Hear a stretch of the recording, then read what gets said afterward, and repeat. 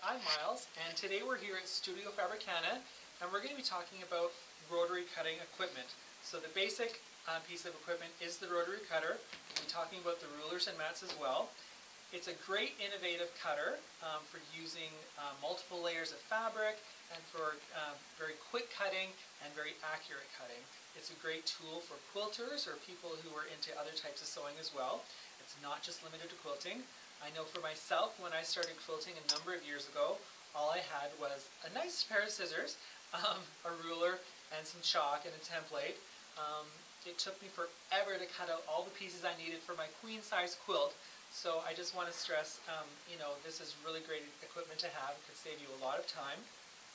So in today's video, we're going to be looking at the basic equipment, explaining it. We'll be talking about the techniques for using the equipment, and as well, very importantly, we're going to be talking about safety tips. You always want to take safety as your main concern when using this type of equipment. It's incredibly sharp, so please keep it out of reach of children, and please be safe. So let's get started. So let's take a look at our most basic pieces of equipment. Here we have the original rotary cutters that came out with a straight handle and a little safety cover here. Then they came out with this ergonomic handle, which is a little bit more comfortable, has a different safety mechanism. The blades are sold separately and can be replaced when required. And keep in mind there are other brands with various different features as well. The next piece of essential equipment we want to look at is the cutting mat. This is a self-healing surface that protects your blade and keeps it sharp. It's available in various sizes. This is your smallest one. It's a nice one to get started, 12 by 18 inches.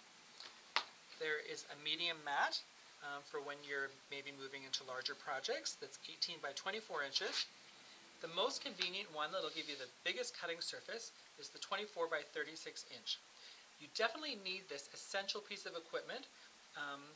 It'll protect your table. You do not want to use the blade on wood or laminate surfaces or even glass. Those will dull your blade. So you definitely want to have this self-healing mat to make your blade last longer. The next piece of equipment we want to look at is the rulers that are used with them in conjunction with the mat and the cutter. This is the most basic ruler that most quilters will get to start off with. It's a 6-inch by 24-inch ruler. The 24 inches is imperative to cut all the way through the width of quilting fabric, which is usually about 45 inches, so that gives you a nice long surface to cut against. The next one is a little bit wider ruler, which you may want to invest in if you want to do wider strips, such as for borders or larger blocks. There's a couple of other pieces of equipment that can work in conjunction with your rulers, such as these non-slit dots. They just simply peel and stick to the back of your ruler. That really helps it stay in place on the fabric surface. Another piece of equipment you may want to look at is this wonderful handle that's a suction cup that adheres to the ruler, making a great holding surface, and also an much easier way to pick up the ruler than trying to grab it off the side of the table. Another alternative ruler we'd like to look at is this one from TrueCut. It's quite innovative in that part of the ruler has been cut away, making it nice and lightweight.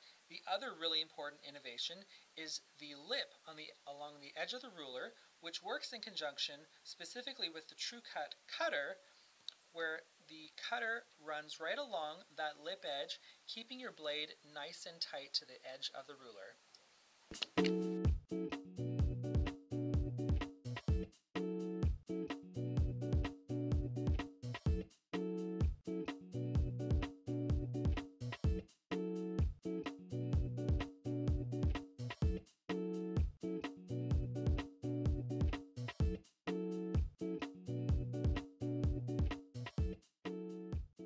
So once we have our fabric prepped, we've washed it, we've dried it, we've pressed it carefully, and we've lined up the selvage edges together.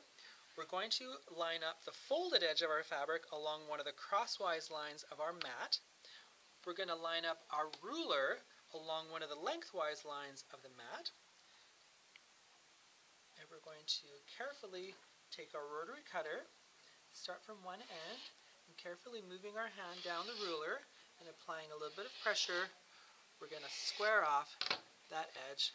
So now we have a nice squared piece of fabric with a nice straight edge.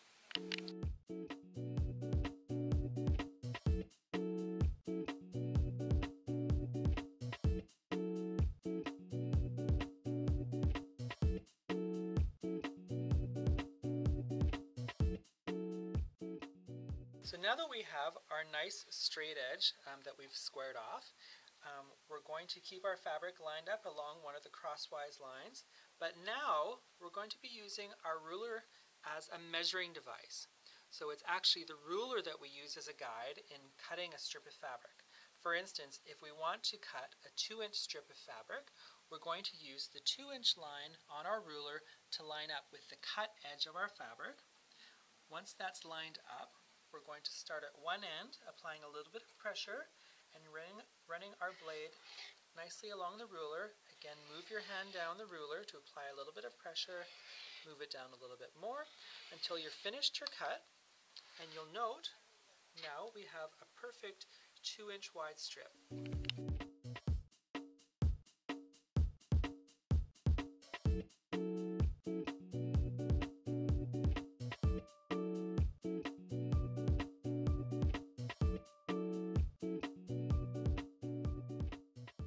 As we've mentioned, these blades are very, very sharp. They're basically like a round razor blade, so we want to be very, very careful when using them. There are some safety features included with the cutters. In the original cutter, there is this blade blade cover that can be moved out of the way. Whenever you're not using it, you definitely want to make sure you have the blade cover in place, and that will make sure if you grab your cutter by the wrong end that you won't cut yourself. On the newer ergonomic style cutters, there's a different safety mechanism. Right now the blade is actually locked in place. When I squeeze the handle, the blade won't release.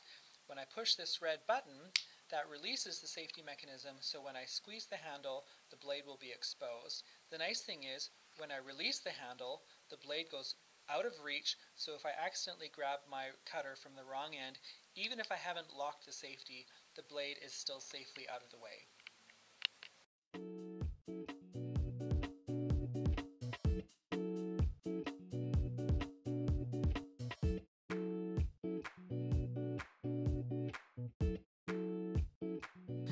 There are things you can do to extend the life of your blade, such as a tool such as this, which is a sharpener. There are other different types of sharpeners available as well.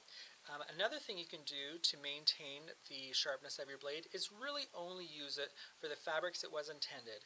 This is a very popular item to be used with quilt cottons. It would also be suitable for other natural fibers such as silk or wool. But keep in mind, synthetics such as polyester or acrylic, especially things such as heavier woolens or polar fleece, really will dull your blade much quicker. You will find over time that your blade really can't be sharpened any further, or you might get nicks in it, that it's not giving a good cut edge, so you really will want to eventually replace your blade.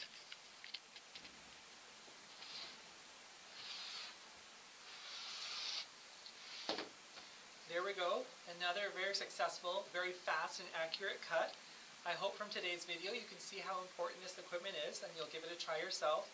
Again, please keep safety in mind. Keep your guard, your blade cover in place when you're not using it, out of the reach of children. Thank you so much for joining us today, and we'll see you next time.